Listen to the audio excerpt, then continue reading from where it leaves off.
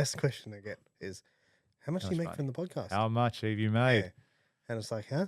And My it's like, how dad- much money do you my dad make asked from the you that. podcast? Like, how much does that pay you? And you're Yeah. like, pay me? It just takes time. Like, it doesn't pay me. If anything, it costs money. Costs money. But that's just people who don't. I just think they don't subscribe to the same theory Or to this podcast. or to this or to this podcast. Because if they did subscribe to the podcast, I mean, they'd be very enlightened and probably learn a couple things along the way too. And yeah, look, more often than not, I think a lot of people that love you will say things like that to you. My dad says it to me. You know, he'll be like, "Oh, he goes, you're working too hard." I said, "No, I'm not working fucking hard enough." But who cares? Like, Exactly. no. Who cares about like the intention? Intention's irrelevant. The result's the result. Like if Yeah, yeah. someone, so for example, a parent who ruins a kid, yeah, they do it out of love. Most parents, they're like, I want to give him everything I didn't have, blah blah blah, and they give him all this shit and they spoil the shit out of him, and then the kid grows up and is ruined and has had everything as a brat. That parent had the best intentions, Yeah. for the kid, but they fucked him up. Yeah. As opposed to a parent who, maybe didn't have great intentions. They were selfish, didn't care about the kid, left them, blah, blah, blah. The kid went through adversity, had to learn, ended up with a way better result. This kid grew muscle. You know what I mean? Yeah. So it's like the intention, does it really matter? Oh, they're doing it out of love. Who gives a shit? Yeah. The result's there.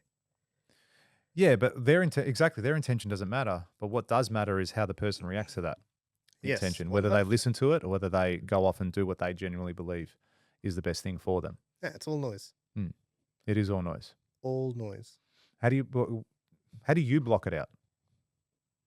Because these are also influential people. It could be close friends. It could be your partner. It could be your parents, a sibling. How do you block that noise out? Because you love, respect most of the time these people and their opinions. Yeah. So how do you block that out? Like, if you are going to give me business advice, you best be doing In business. more than me. Yeah. And when I say more than me, I mean more in the direction that I want to go. Yeah. That might be for you. Like, let's just say, for example, your goal is to work 10 hours a week. Listening to someone who works 80 hours a week but makes $20 million a year is not the right person. Yeah. If that's your goal. So it's like, okay, cool. Listen to the people who are doing what you want in that space. Don't listen to a fat person about how to get a six pack. Don't listen to a broke person about how to make money. Don't listen to an employee about how to run your business. Do you know what I mean? Like, it's like, just don't, like, if they say stuff, I mute it. I just nod. It's like, cool, man. Yeah. That's great. Tell me more about how you don't know how to run a business. Or tell me more about how you. Yeah, it's so true. I mean, I had this conversation with employees the other day. They're like, before we do this, well, how do I get into specifics? Fuck it, whatever. So we're here to give value, so we're just going to talk. They're like, before we start the next job, we're not starting, like they're all like demanding is that we're not starting the next project until we have this, this, and this from the clients. Otherwise, we're not starting the job. I responded in the group chat, false. Okay, we will be starting the fucking project and you will make it happen. Okay? Because they're like, oh, no, because then it's hard. Of course it's going to be harder. Have processes and systems in place to get the information you need. But I'm not going to say to a client, I'm not starting your job. I'm not going to get $250,000 worth of revenue in the business from day one because I need you to make your selections on this, this, this, and this. That's just stupid business. Can we have processes in place? Like the question should have been, the statement should have been, we should have a process in place to ensure we have this information by this date so that we can ensure the project runs smoother. Not, we're not going to start a project. It's just stupidity. Of course you can start a project and still have those dates in place. Okay, cool. Then I'll say the same thing. Great, we don't start a project. So then everyone's happy to work for 3 months for free until we have this information, just out of curiosity. Okay, but is that semantics? What do you mean by that? Like just the way a sentence was worded? Oh, no, they were pretty much saying, because it can be difficult when you don't have some of this information moving forward because you're chasing your tail a little bit. You get to a point of the job and you're like, we need this information, job has to stop or job goes slower. If the sentence was structured differently but had the same meaning? Potentially, but I know how they think and what they're saying. They're going, no, let's stop. Let's not do the job. The job doesn't begin. That was their solution to the problem, to put pressure on a client to give us information. So no, let's not start the job until we have this information. So guys, like it's the wrong way to look at it. Have a process in place to get the information. Even you can start the job, but just have it by a certain date. And then if you don't have it by the certain date, then there's consequences to the owner or developer or whoever it is. Yep. In time, in money, in whatever it is, because we're delayed or whatever. But yeah, that was just going on external noise and people telling you how to do something, but it's not necessarily the best advice for you, for your business. You know, they're looking at it from their perspective going, okay, because it makes our life easier as employees when these things happen. And I guess 100% it does. And that's what we want to have. But the process doesn't mean it has to happen this way. It has to happen another way to get the information. But yeah, anyway, so that was just more elaborating on your example of external noise and people giving you advice when it may not necessarily be the best thing for you or for the business. Yeah, I think you just got to look at where it's coming from. Mm. You know what I mean? Who's telling me this thing that I need to go and do this, or I need to listen to that, or whatever it might be? Who's the person telling me that, and what runs do they have on the board regarding this factor? Yeah, and then if someone's in the position you want to be in, and they're telling you something, and you trust that person, and you like them, and you respect them, you should probably listen. Do you know what I mean? Like, if someone is doing exactly what you want, or has the body that you want, or the life, or the family, or whatever it is, and is doing what you want to be doing, and they say, hey, man, you should do this, this, and this, you should probably, and you don't have to listen blindly, but fucking just take it in. Give it a crack. Yeah, and say, okay, like, let me think about that. Does that make sense for what I want? Yeah. You know? But the end result is people who achieve things that others don't are doing stuff that others aren't. Yep. It's there is no way you can deny that. Yeah, I couldn't agree more. Like, that's just, it's facts. If they're getting something you're not getting, they are doing something you're not. Mm-hmm. You know what I mean? What that is. You see that in the masses though as well. As far as everyone's doing the same thing. Yeah. Oh, that I say this all the time. Like, man, like the average person sucks. Yeah. That's Average, why. Man. You just said it. Like someone said you're average this. That's offensive. I'd rather be really bad. Yeah, but so it's not the term that is offensive. It's what we've made of the term. Yeah. Average just means if you had to lay everyone out and find the middle point, actually that's median. But yeah, you know what I mean? It's kind of like somewhere in the like same. Yeah. The most common type Most or whatever common. it might be. Like if we had to make one, everyone, combined, and we took one thing from everyone, made one, it would end up here. That's just a meaning. Yeah. You know what I mean? Like if someone says the thing actually doesn't have any meaning behind it, it's just what it's defined as. Why we hate the term average is because we look at the average human and we're like, man, people suck. And most people suck. That's why most people are not wealthy. Because most people suck. Mm-hmm. Dude, I went to a pizza shop the other day. All they do is make pizzas. That's all they do. Like they sell pizzas. They don't have anything else. They don't sell chips. They just make pizzas. I haven't had pizza for a while. I'll go now. Tell me which one to go to. I hear you know a few. I've been around. Sorry, continue your story. I went and got a pizza from this pizza shop. All they do is one thing. It was the worst pizza. And I'm like, you got one job. Like this is your bread and butter, literally. Like this is all you can do to make money. And you can't even get that right. Do you know what I mean? Like that's not hard. Do you know what I mean? It's not hard to make a meal. Hey, I flipped out the other day. Good. I flipped out. Who? At you. At me? Yeah, when you made the pizza. Oh, I lost my mind. When I saw that, I was like waiting for it to go to like the pizza to turn into a fucking, I don't know, transformer and tell me to buy marketing. I was about to buy it. And you made a pizza. Really making pizza. You made a pizza. The bloke that hates to cook and would pay people to cook for him made a sick pizza too. Let me make this clear. Did you make the dough as well? I actually didn't. Yeah, I didn't think you did. No. I didn't think you did. But still sick. Yeah. But I have the recipe. It was a good pizza? Oh, Was dude, it genuinely a good phenomenal. pizza? It looked fucking good. It was fucking great. It looked like a really good pizza. So. Yeah, it's very. I'm gonna Go check it out. For those of you that haven't watched it, go on his Instagram page, check it out. But what were we going to say before that? I know we're talking about your sick pizza, and I flipped out. Oh yeah, I was gonna I thought I say was going I to. don't I don't hate cooking. I Mm. think cooking every day is a waste of time. Yeah. So going to cook a one-off meal is an enjoyable exercise. Cooking every day to eat Yeah. is a waste of fucking time. It is. It's the truth. But like going and whip up a meal that like as something to do Yeah. is fun. And a bit of content as well. Yeah, I was like, man, I'm gonna do this, but if I'm gonna do this, I'm coming with cameras. Yeah. It's like, and they're like, all right, yeah, it's fine. And I was like, Funny. yeah, it's great. That was very good. Very good. So yeah, look, as I said, I feel there's been times where I've gone through adversity and it could have gone one way or the other. And I feel that most times I've come across that, even though it's hard at the time to accept, Do you want to share an example? I mean, I always come back to it, so I kind of hate saying it, but COVID was one of those examples for me personally, business and personally.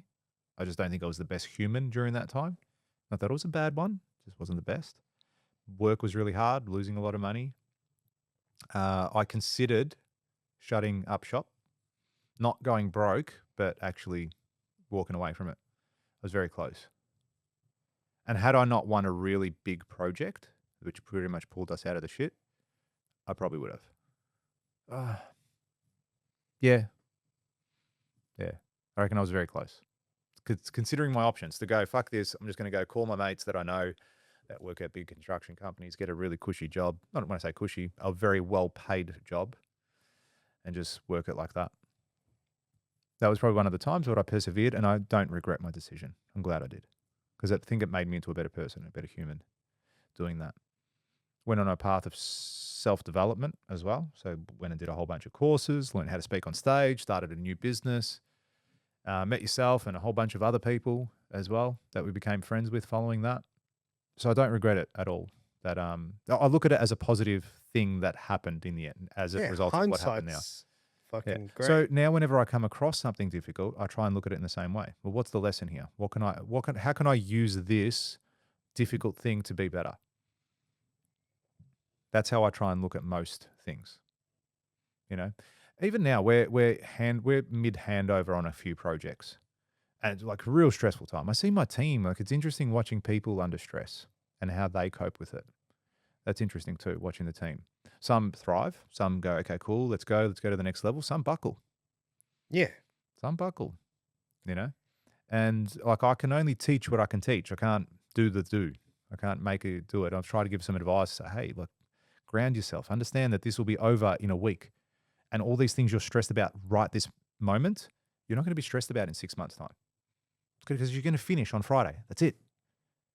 So use that pressure, that stress to get the job done. So that's interesting. Because these stresses are coming on me too. I just handle it differently. Yeah, but so there's two sides to that. One, capability. Some people are just not. Mhm. Like I've learned that you think everyone can learn everything, and it's like, no, some people can't. Yeah. And the other aspect is like, what's in it for you and what's in it for them? Mm. Do you know what I mean? At the end of the day, you have to wear the most. You have to be willing to wear the most, at least. You don't Yeah. have to wear the most, but you have to be willing to. Yeah. Do you know what I mean? It's your business. They don't have to be willing to wear as much as you. Yeah, exactly. Yeah. 100%. And if you got to ask yourself this, if it was their business, would they be willing to? Don't know. Yeah, it's a hard question to answer. Yeah. Also, I don't think everyone can do what we do. I think the vast majority of people, even people that are in business, can't do what they do. Or can't do what we do, sorry. I think there's a lot of people in business who probably shouldn't be. So how would that person know? They probably just get kicked in the face and then realize it themselves. Because in the moment, they're like, oh, I can do this, or I'm good at this. But how would they know? Or how would you know? From a perspective of now, as I coach and mentor some people, I see what some people are doing and where they're making mistakes. But some people like keep making those same mistakes for 10 years. We had a client once who, again, great builder, really good at construction, built some amazing, beautiful homes, but just didn't make any money for 10 years.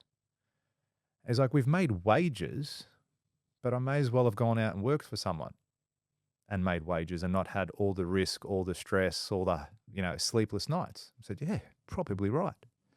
You're probably right with that. So what needs to change? It's like, well, that's why we're here. They just didn't know what they didn't know. I think they were not too bad operators. They just were doing things within their business that was wrong. But some people just can't deal with the pressure and the stresses that they have that comes with the territory. And that's what a lot of people go broke in business. A lot. And more often than not, I don't know if they come back. Yeah, They you seem know to what? go open up another business. I reckon that stat is bullshit. You reckon? Yeah, you don't reckon? Yeah, have you heard the stats? No. Well, in what? In business in general or in industry? In both. They're horrific. Yeah. They're like something along the lines of, 90%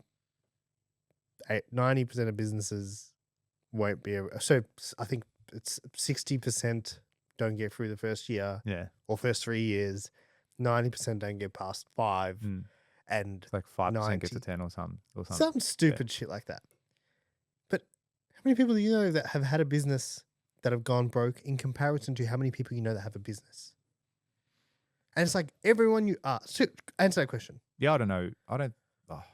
It might Less be than a one or handful. two. Yeah, less than a like handful. it's not many compared to I know maybe hundreds of business owners. Yeah. And then it's like, well, where's the stats? Because everyone you ask seems to say the same thing. Well, you can find it. The Bureau of Statistics. Yeah, but where's the stats coming from? They would be looking at insolvencies because you got to apply for it. Like Yeah, the but ATO say would know that you go My- broke. Yeah, of course. My company, this Yeah. company, this entity shut down. Yeah, Mm. I'm still operating. Yeah. But this entity shut down. Yeah. So could be a level of that too. It's got to be, dude. I just don't know many people that have gone completely bust. I don't know. I was thinking about it the other day. That's why. And then I was like, doesn't make sense.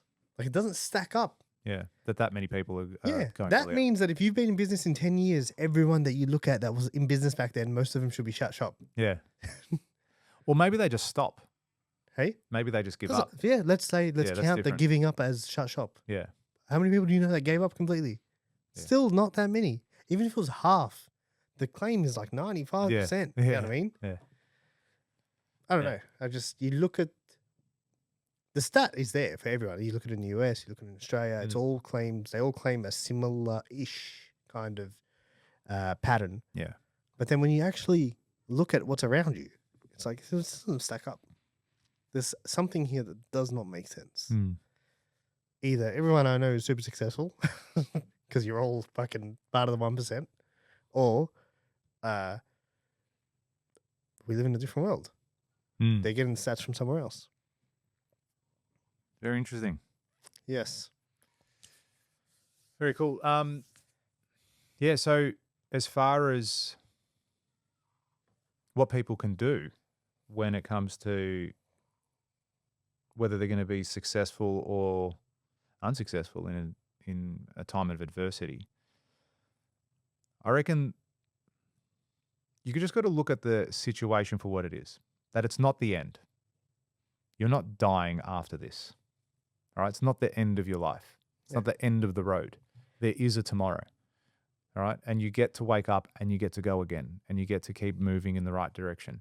And if you do die tomorrow, you'll be dead. It's not going to matter. Yeah. It's not going to matter. It's gonna If be you die that next day, like no one can. And look, the world goes round.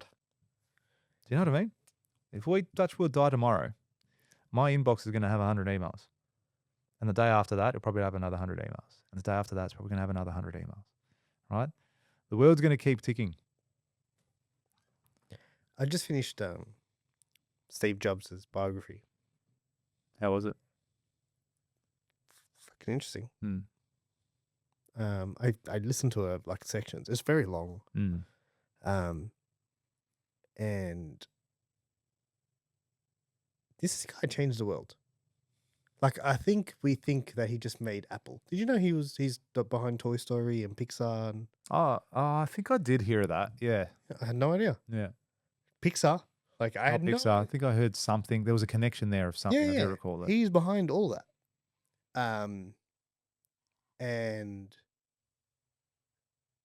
Apple was a little company. Look at Apple now. And it's like, and this guy died, gone. Like, it's like, how many times have you thought of him? Like, he's got something that everyone carries around, but how many times have you thought of him? Really? Yeah, I mean, people referred to him like he was a genius. They reckon he wasn't the smartest bloke, but he was a genius. Like, in his way to deliver for particular things, you know? And very Elon Musk like. Yeah. Very aggressive, very To the point. just a different person. But he's been dead for over 10 years. And I'm sure his family still think about him from time to time. But how many, and even like the people who say, oh yeah, no, Steve Jobs made Apple. And it's like, what do they know about? What do those people's opinions of him matter? Yeah. The people who have no idea who he was or anything about him. They just know that he was associated to Apple. And he's gone. That's it. Forever. Forever and ever. So that's the number one thing, I reckon, man.